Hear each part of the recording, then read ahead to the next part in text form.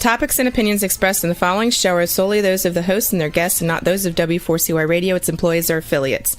We make no recommendations or endorsements for radio show programs, services, or products mentioned on air or on our web. No liability, explicit or implied, shall be extended to W4CY Radio or its employees or affiliates. Any questions or comments should be directed to those show hosts. Thank you for choosing W4CY Radio.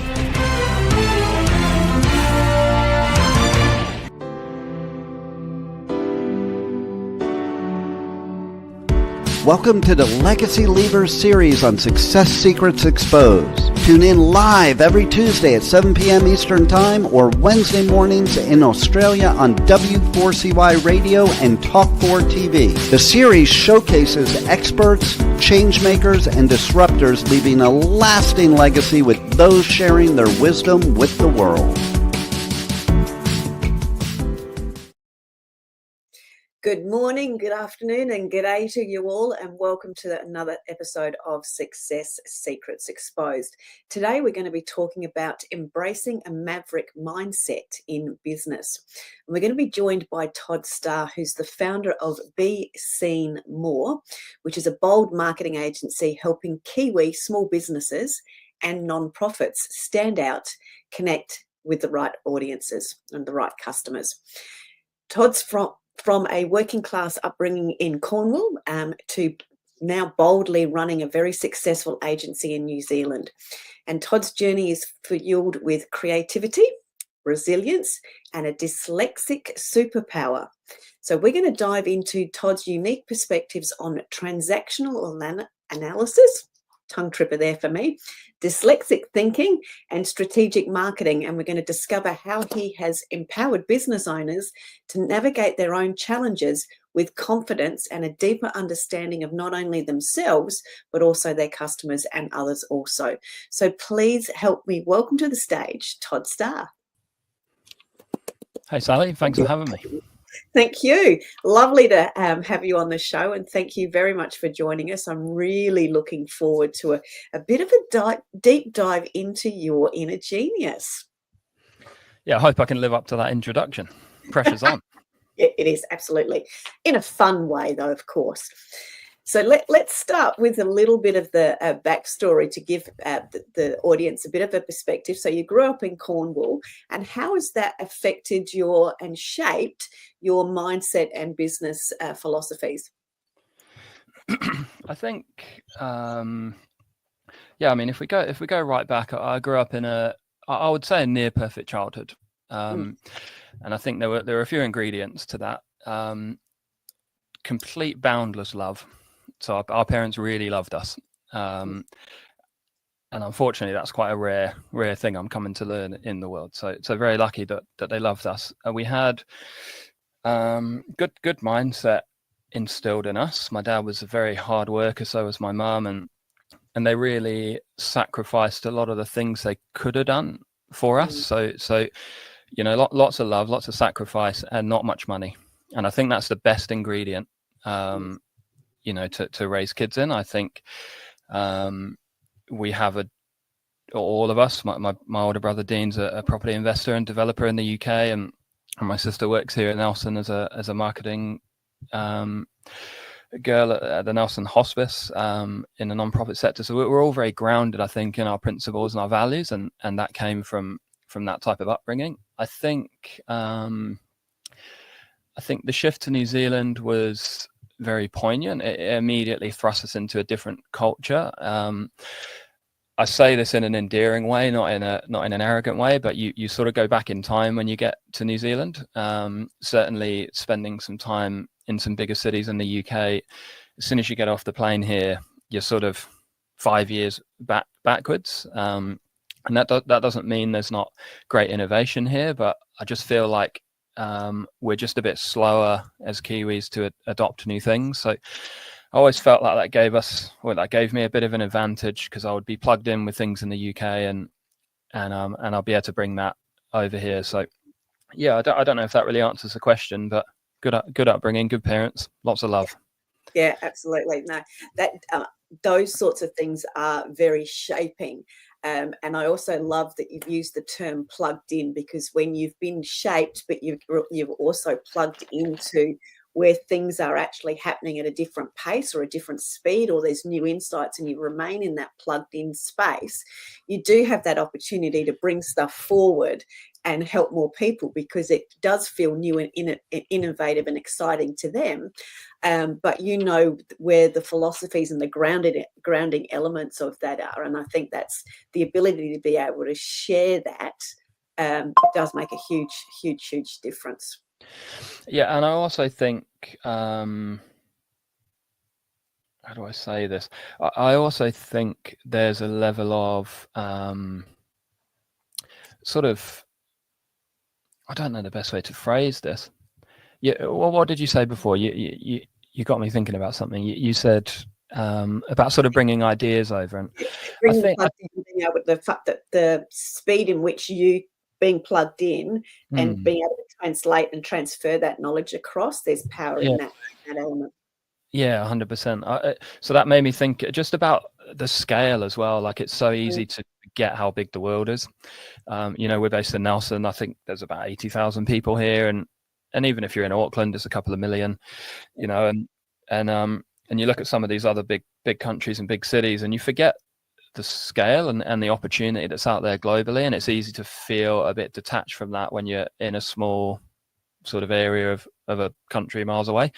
But I also think in some ways it's good to recognize that especially if you're a local business or you're a service-based business where you need to be serving customers in your location, not to get too distracted with insights and philosophies of like big American entrepreneurial authors, right?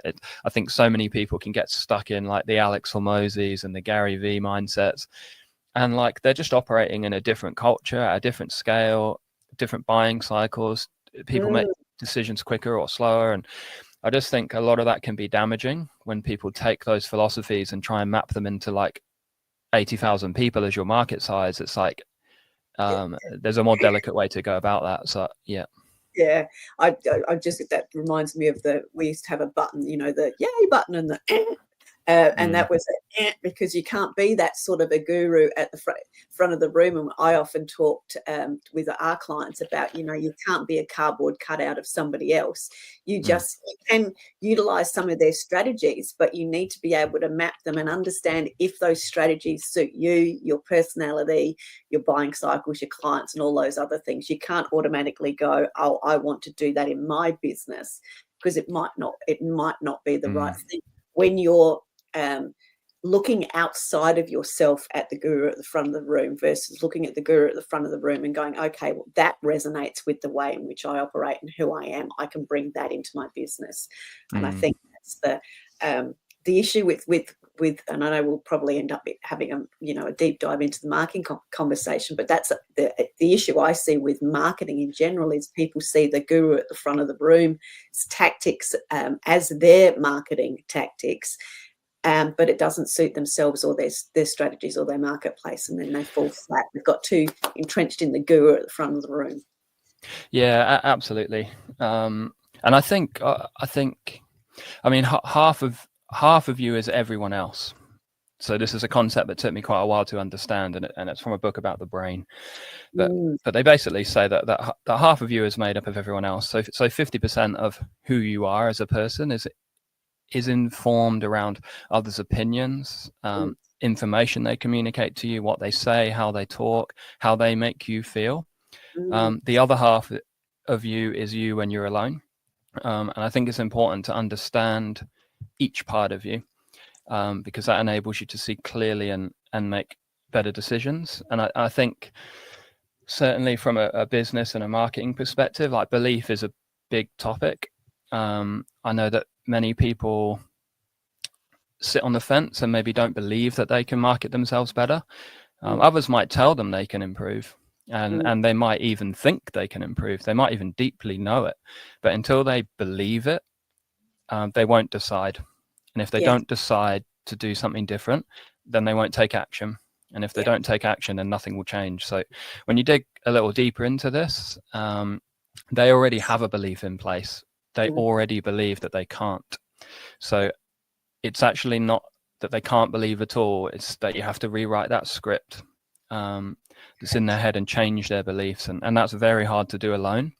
So essentially, you know, in my job, I can't help someone if their problem isn't painful enough. So unfortunately, I'm you know, my sweet spot is not really startups and early founders, because they already have some level of ego or a deep belief that they can do something. They're willing to take a risk and start something new and try and innovate in a space, and they think they can do it better and compete. So they're usually not at the stage where they're most receptive to the type of work I do.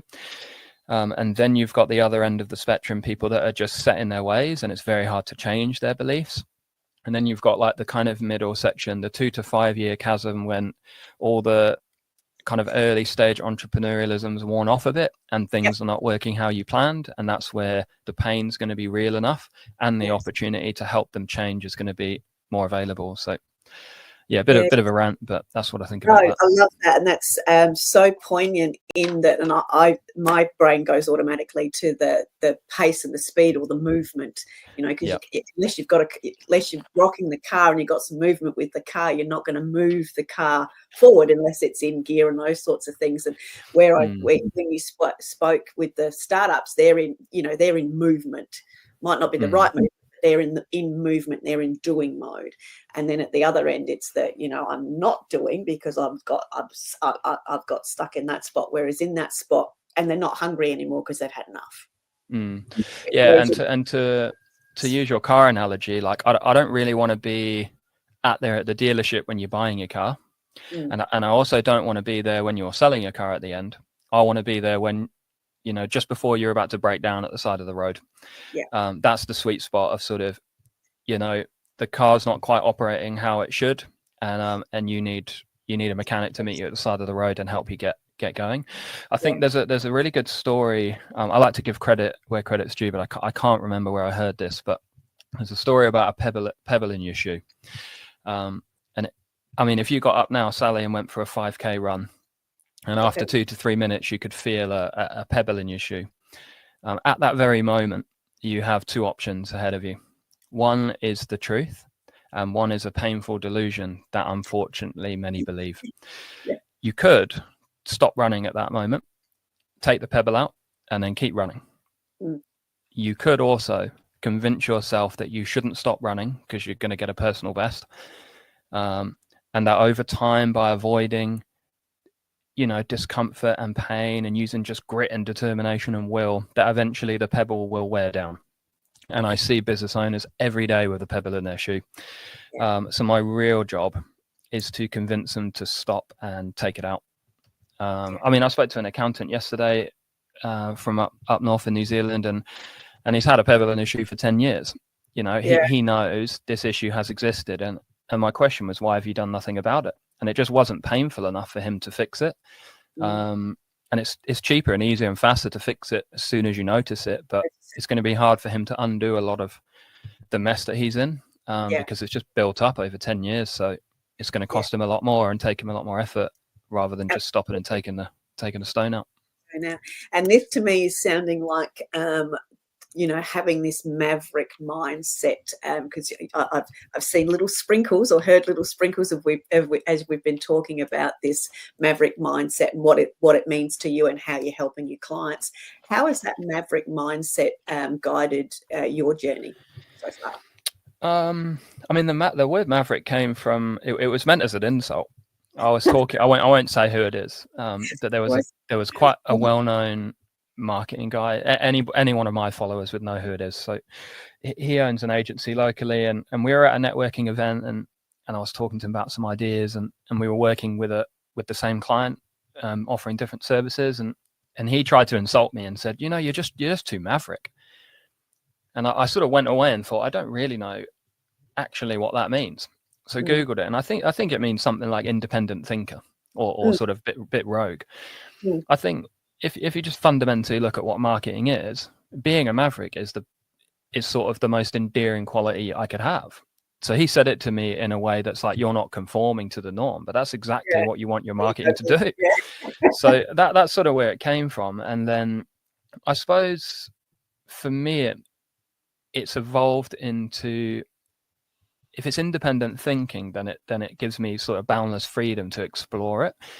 And I think when I look at marketing, it's psychology at scale. It's communication at scale. So the thing we were talking about before, right? That accountant who's had this problem for 10 years, that has grown now from a marketing problem, i.e. he is not producing content, he is not promoting his products and services, he's not running ads, his website doesn't function well. That was a marketing problem.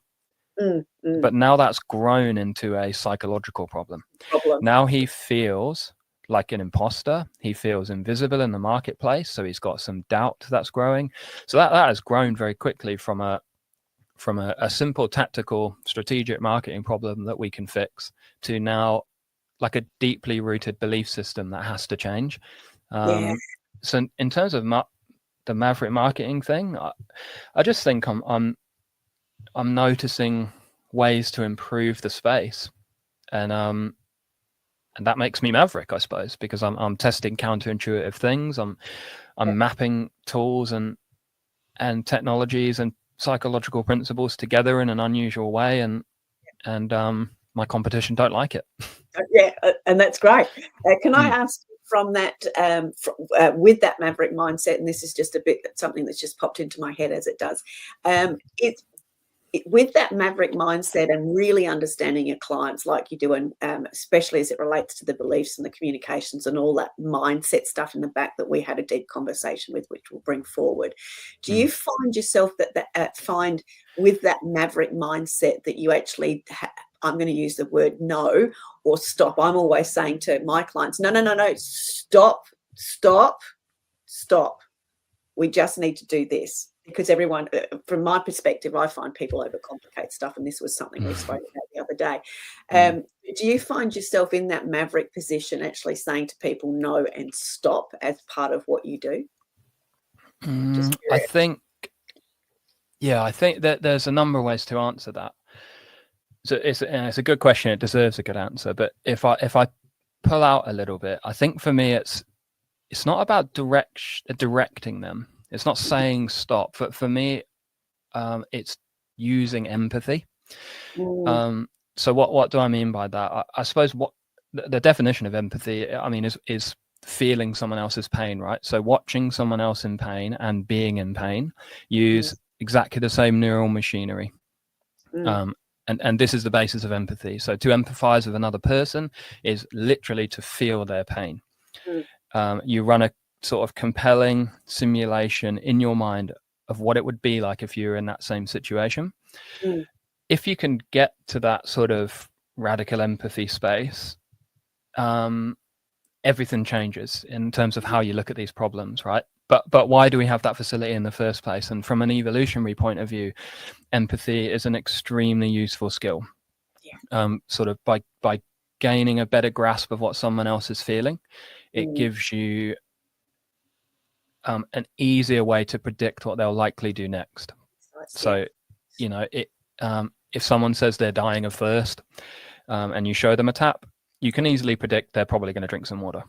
If a kid falls over and gets an injury and it's a bad one, and you can feel how their parents feel, it's likely that they're going to go to the hospital. So if you can feel a business is in pain, and they genuinely want to fix that pain, you can accurately predict what you can do and who that you can send them to for help. So I think being, I think a business that's being successful, does not protect them from going broke. You are how you think, you are what you do. You do what you think, therefore it's thinking followed by actions that keeps you where you are. And if you take the wrong advice and think the wrong things, your situation can change quicker than you believe. So ultimately, empathy on my side and focus on your side will determine your reality, basically. Yeah, beautifully. Well said. Thank you. Now, I'm just going to ask too, before I dive into the question that keeps sitting there talking to me. We also talked about the dyslexia as being your superpower. I'm sort of feeling now that this is about the right time to sort of unpack that before I ask the next question. Okay. So talk to me about your superpower. I suppose other than being dyslexic, I'm not that well studied on it.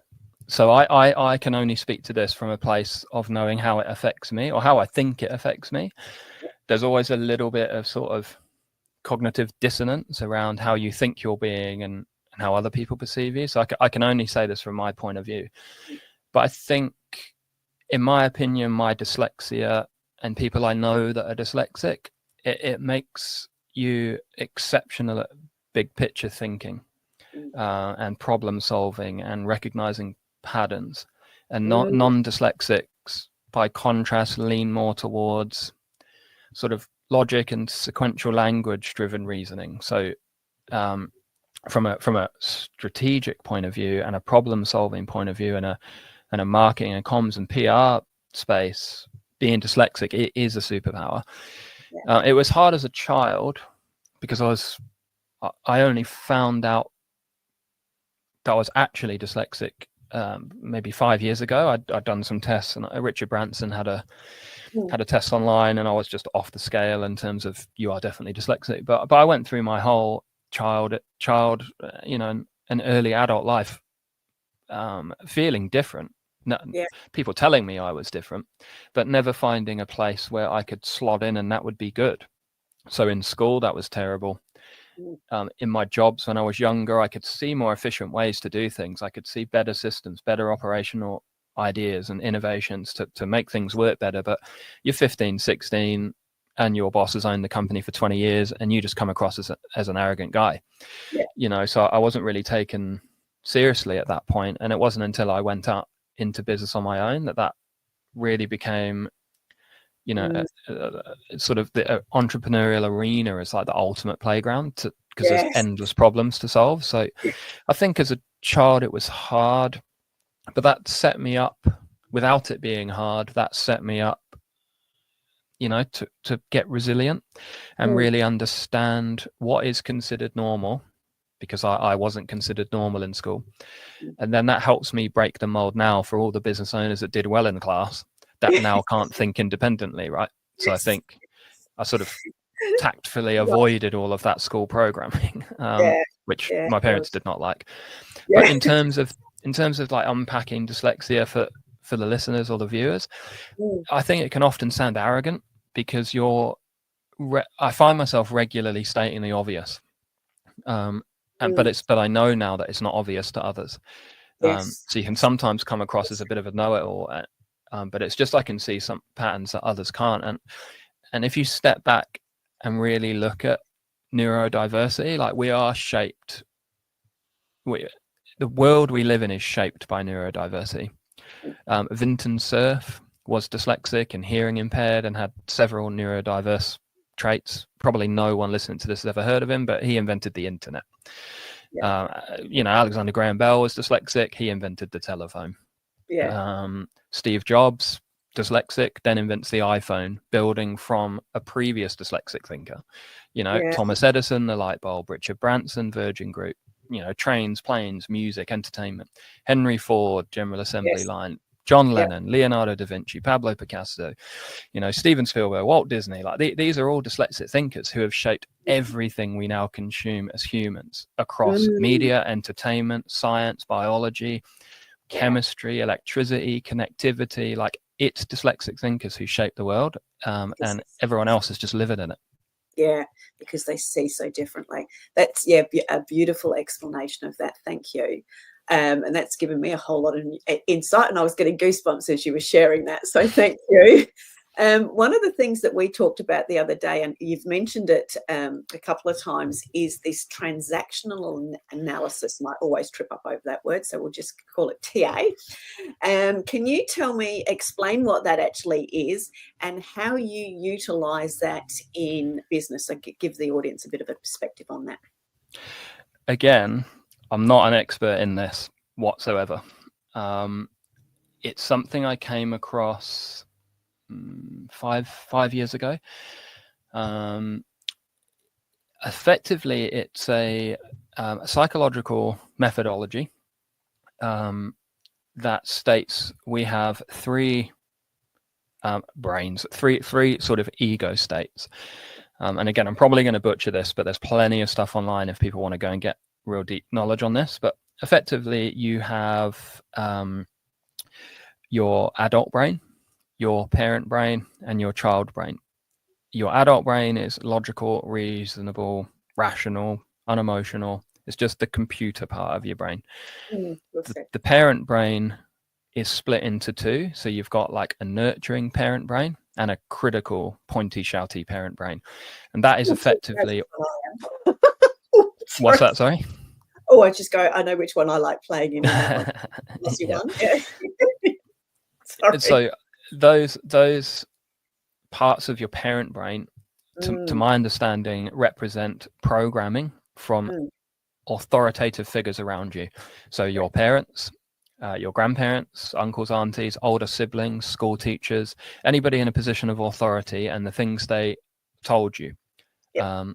And then your child brain, from my understanding, is like stored emotions and how you felt depending on those parental figures around you.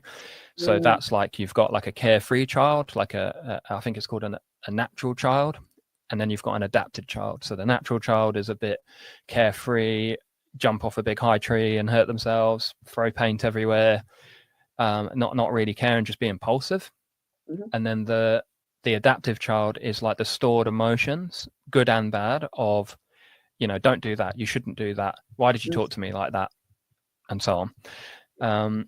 So when you then take that out of a therapy session with someone who's like mentally ill and drop that into a marketing or business setting from a strategic perspective, it's absolutely magic.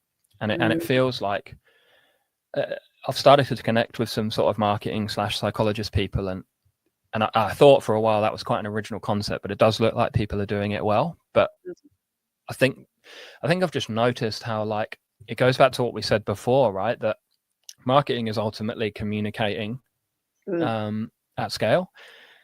So if you know who you are really, and how you think and how you feel and how you respond to things, and you can sort of simulate what that would be like with your customers, you can communicate with them better, right? And then you just slot marketing in there, and you have a much deeper understanding about how people think and feel, and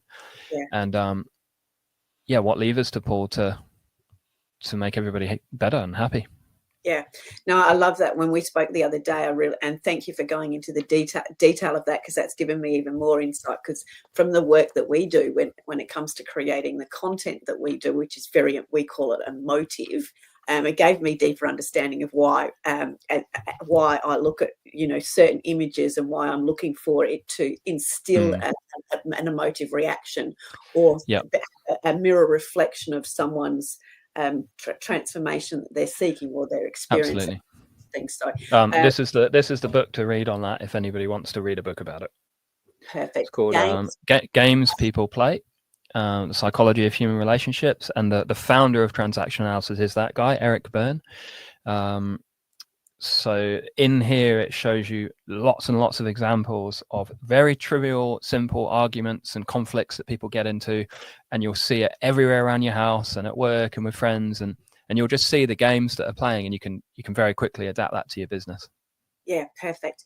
I'm going to come back to the question now and just change gears slightly. That's got me all excited the other day when we started talking, and it's that one around marketing versus meaningful connections, because I know this is an area that you're really getting really into with the work that you do.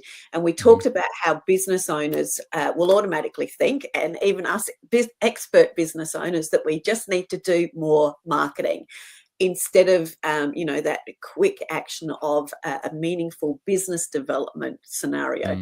What I'm getting at there is it's explaining that doing almost doing less posting, because everyone will automatically go and think to do a marketing activity, versus we could actually just pick up the phone and ring 8 people and go, hey, I'm just doing blah, do you want to come and join, being that friend and that providing that invitation. I'd love to explore and unpack that with you from an insight perspective, because you would see clients do that a lot too, like I see it a lot. And just I'd love to have your lens on that. I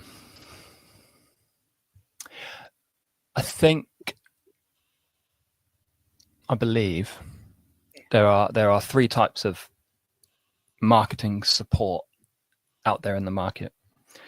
One is selling vitamins, one is selling painkillers, and one is selling surgery. When I think about what you just said, I think most marketing agencies are selling vitamins or vitamins, and they fill some hole in your diet, and they make you feel like you're making good decisions.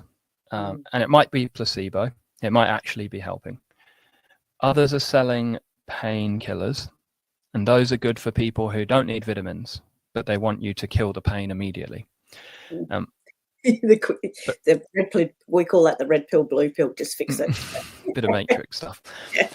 But what most businesses need is full-on surgery. Like if your liver hurts, vitamins are not going to do much. Painkillers will do something because they will hide the pain that's really going on deep down.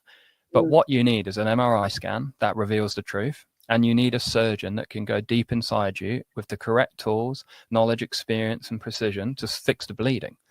And the problem is that most people are afraid to go under the knife. So those that do have a healthy and happy business and those that don't,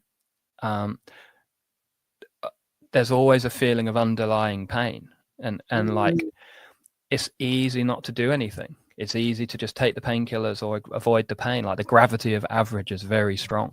So you have to be brave to be noticed. And most people are not willing to do what it takes. But it's amazing to see what pain you can endure when you have no choice. But I guess I would wrap that up with if you're a business owner and you know you need to do something, like it's so much easier to just ask somebody for help. And if you ask the right people, I give people advice all the time and free things and low hanging fruit and a simple LinkedIn message. And I might be able to solve your problem for free because I've done 3,000, creative client projects and I've walked this path many, many times. I know the map. Yeah. But people are afraid to even do that, right? Because I think LinkedIn's full of it is a pitch fest. It is absolutely just a sales fest on there. All the posts that people are putting on there is like bait and switch. It's like starts off with a nice story about your family and then it very quickly turns into like, and this is how you need this for your business and we can help you. And it's, and I find myself doing that sometimes. It's like, so I feel like it builds up a bit of fear and a bit of threat response for people because it's like, as soon as I message them and say, I've got a problem, I'm going to be buying something before I even know what my problem is. It's like, so it's tricky. It's tricky to wade through all the rubbish out there, all the red pills. But I do think what you've actually also highlighted there in the way in which you roll, and I believe I roll as well, is, and I'm going to put a caveat on that and come back to that, is that we are, and so many people are willing to help. We've just got so caught in that trap that we see that we don't. We're actually even more fearful of asking. Absolutely. If you ask anybody to help you do anything, if it's nipping next door to the, in my case, only a couple of days ago, nipping to the next door neighbour and saying, "Hey, look, I need to go up the ladder to change the light globe in the garage. Would you mind coming and holding the ladder for me because I don't want to fall off it because I'm likely to when I'm on my own." Oh yeah, no problems. We'll come over, and the two kids came over as well, and they were holding the ladder, so it became an adventure for them. And it was exciting, and it was just changing a globe up a ladder. And I asked, but so many people don't ask. No, please continue. Well, that's novelty, right? That's because that was an unusual situation. So I think, and novelty works in marketing, and it's massively underutilized. Like, there's an experiment, I think it's called the Milgram experiment. Are you familiar with that? No. It was they wanted to do a study on if you could influence people to do something. So they got a bunch of people and they put them in a room, and I won't go into the whole details because it's very long and above my pay grade. But basically they realized that novelty was a key to convincing people to do something good for them. in some instances, right? It's not always a bad thing, but you're not manipulating people, but you can help people see clearly. And novelty, the example they used was, if you think back to some cavemen and they're fishing, and every day they walk back with their fish to the camp, to the tribe. And one day they're walking past a bush they've walked past hundreds of times before, and they hear rustling and a stick snaps. Like, that is novel for them. That is novelty. This doesn't normally happen. So everything in their brain goes away, and they're hyper focused on that situation. They're not thinking about their kids or the fish or where they've come from or how tired they are. Everything stops, and their brain goes completely into zoned in focus about that particular situation. So if you think about that from a marketing perspective, like I even got a real estate agent to post some videos they were doing deliberately upside down for the first 5 seconds. Purely because that's novelty, right? When you're scrolling through, that's weird. That stands out. That is different. You double back and check that is what you really saw, right? So there's lots of, like, it's a bit of a gimmick, and there's a classy way to do that, a tacky way to do that. But, and I just feel like it's not often that there's much novelty, especially on LinkedIn if you're doing B2B sales and you're thinking about marketing and content. Like, but what you were saying was more like that made me think more of like cognitive dissonance. Like what you were saying, it like in sales and marketing, to me, cognitive dissonance occurs when a customer's experience, when they experience mental discomfort or conflict between their beliefs and a purchase decision. So that then creates resistance. So essentially, if your value and your offer is not clearly identified in an easy way to remember, and more importantly, put in a neat box inside their brain, they will be confused. And if they're confused, we've got 200 million years of evolutionary hardwiring that when confusion happens, get scared, threat, fear. So there's a game we can do here, Sally. So can you do some ABCs for me? So go up to maybe G as quick as you can. So A, B, C, D. C, D, E, F, G, A, B, C, D, E, F, G, A, B, C. Now count to 10. 1, 2, 3, 4, 5, 6, 7, 8, 9, 10. Cool. Easy. Now mix them. So now go for as long as you can, as quick as you can, until you make a mistake. And you want to go A1, B2, C3. B2, C3, D4, E5, F6, G. So you've massively slowed down, right? And what you're experiencing there is cognitive dissonance. Those things don't usually go together in that order. So your brain is literally processing the information as opposed to just accepting it. So it's confusing. We need to simplify our marketing and our communication strategy and use more metaphors and analogies and make it easier for people to buy from us. And understanding, you've just demonstrated that so beautifully. Thank you. No worries. So I've got something percolating there. Not coming down here. We'll just wait for that one. Am I just waffling here? I feel like I'm just rambling a bunch of nonsense.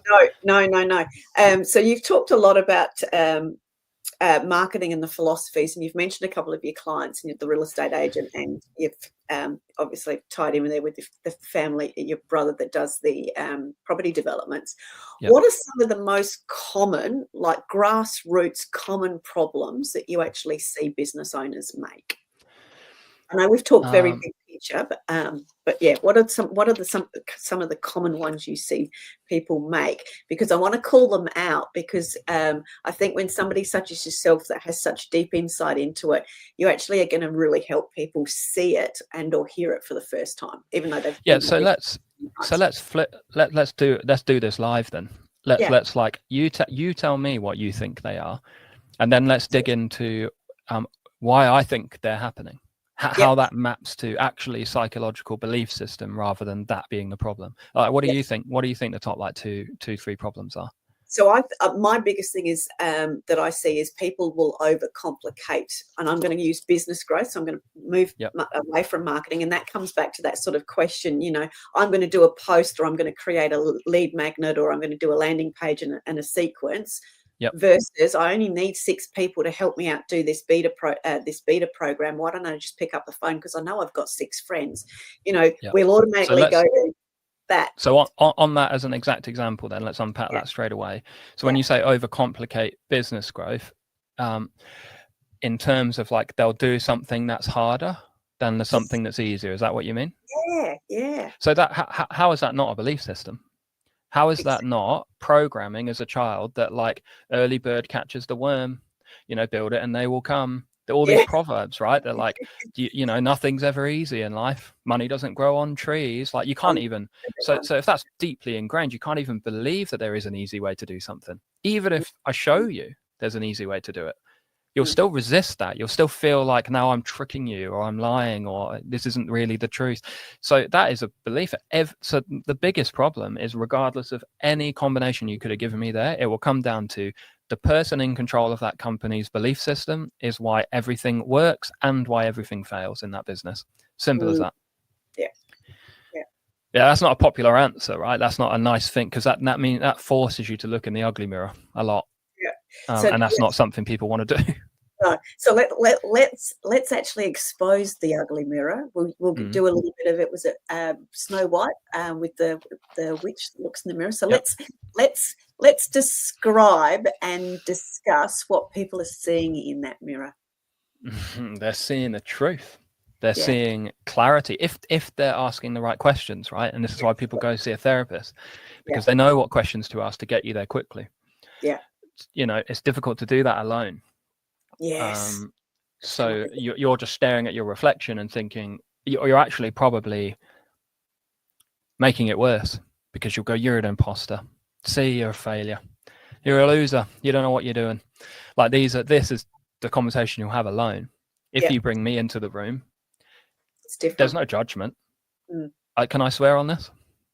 Go for it. We'll work Who it gives out. a shit? Right, who gives a shit? I'm not here to judge you. We're all deeply flawed as human beings. Yes. But you've got goals and ambition, and I can help you to get there. So it's like there's no judgment, and people are nervous of that, to put themselves out there. But so I think, I think that's the biggest problem, is just how you think. Yeah. I love that, because when you talked about when we're looking in the mirror, and I remember doing an activity when I was in sales training, that we had to talk to the mirror when we were selling, and I remember when I first had to do that, my experience was, oh my God, he's making me, and this is the conversation I'm having in the mirror. Oh my God, it's making me look at the mirror. I don't want to look at myself. Oh dear, my eyeliner's not on right. Oh, this is just really bad. This is just not going to work. All of this what I'm going to call non-self-love and non-empathetic for yourself, versus when you have that somebody else in the room, even if just in that simplest example, when you've got somebody else in the room that's there with the mirror, straight away you don't start speaking to yourself like that. You actually listen a little bit more, and you start to listen and speak and appreciate yourself very, very differently, because you're starting to come into the I'll lean into that truth a little bit. You're moving into that, leaning in, especially if they know what questions to ask to get you there. Correct. If it's the first time they've held the mirror, that might be a mess, right? That might do more psychological harm and damage than help you. But if that person's helped people transition that place in their mind many times, then the questions to ask to get to the truth. And I mean, every time I have a meeting with a business owner, this occurs, and every time the answer is the same. It starts with, why do you want to do this at all? Why do you even want to fix this problem? Regardless of what it is, it might be strategy, they want some video content, they need to fix their website, whatever it is. There'll be that initial pain indicator for them. So why do you want to fix that? For X reason. X reasons usually get more customers. So you want to get more customers, right? So why do you want more customers? Make more money. Okay. Why do you want more money? Hire some staff. And why do you want to hire staff? So I don't have to fucking work in the business so much. Yeah. It's always that. So let's deal with that then first. Let's actually work out, like, what is, to use Daniel Priestley, as a total genius in this space, what is your official capacity then? Like, what is the set you free number? Because you might not need to go through any of those steps to get there. Yeah. It might actually be doing less work, getting less customers, spending less money, getting rid of half of your staff, and actually having a more premium product on a subscription model that will set you free quicker. It might actually be doing no work. Yeah. So this is why I say, success in business isn't about doing more, it's about seeing differently. Yes. The flip side to that is you may need to do all those things, but at least we've got to the bottom of the truth as to why we're really doing it, and that will propel us through when it gets difficult. So I think it's always because I want to go fishing with my son, because I don't get to play golf as much, because my wife is nagging me all the time that we don't do date night. This is the real motivator behind it. So if we can get past all the marketing fluff and all the bullshit that everybody else would say about marketing, about your pixels and your cookies and your retargeting, and let's set up this funnel and some squeeze pages and blah blah blah. If you're doing all of those things for the wrong reason, then you're delusional. And I don't want to play a part in helping you waste your money. I love that, getting back to the simplistic truth and finding, I'm going to use the term finding your flow. And that takes a great strategist with a very keen insight that knows the right questions to ask to simplify the process based on what you're really wanting to achieve. And that, to me, was exactly what I saw in you when we first spoke earlier in the week. So I'm glad that you've been able to express that. Thank you. So beautifully. So thank you. We're getting there is another quick book plug there for that, to unpack that more. It's called How to Run Your Own Life. It's actually a very hard book to find. It's also about transaction analysis, but it's probably the best book there is on how people think, but nobody knows about it. How to Run Your Own Life. It's by an author called Jut Meininger.